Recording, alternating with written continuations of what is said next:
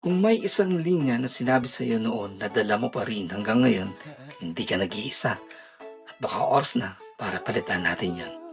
Ito ang Beyond the Fjords. Fjords, tara kwentuhan tayo. Beyond the fjords, oras natin to. Welcome sa part 4 ng episode 1. So, part 4 is ano yung mga linyang ayaw na nating ipasa sa next generation.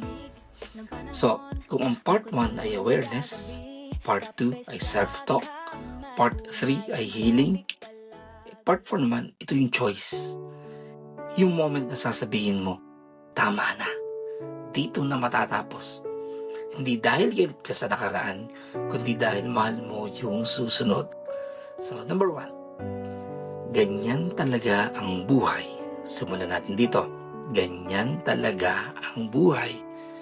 Minsan totoo, pero madalas shortcut ito para tapusin ang usapan.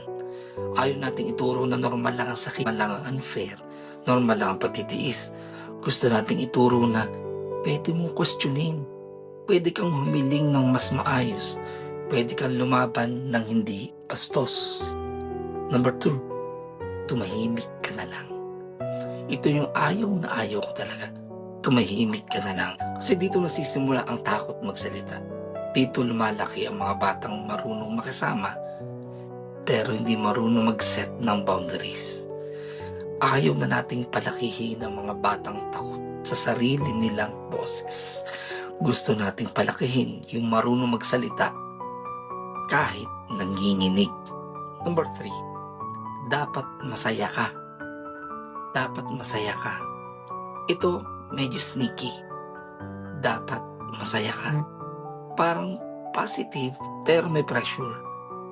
Ayaw na nating iparamdam na bawal maging malungkot, na bawal maging confused, na bawal hindi okay. Gusto nating ipasa na lahat ng emotions may space. Walang emotion na mali. May emotion lang na kailangang intindihin. Ano yun? So, what we choose instead? Instead of those lines, pipiliin natin ito siguro. Ano ang kailangan mo? Nandito lang ako.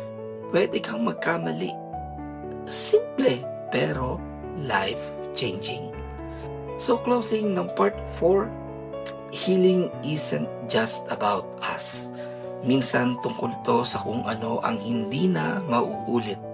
Kung ikaw ang unang pipili na baguhin ng linya, ikaw ang simula ng bagong kwento. At minsan, yun na ang pinaka-malakas na klase ng pagmamahal. Okay, finale na. Number 5 na, part 5. Ito yung episode na may buo, may pag-asa at may paninindigan. So sa ating mga finale, ito naman yung ano yung mga linyang ipapamana natin. So stay tuned pa rin. Abangan yung last part ng episode 1. Ito pa rin ang Batanggenyo, Beyond the Fjords. Maraming salamat. Kape sa kamay, buhay ang topic palagi. Walang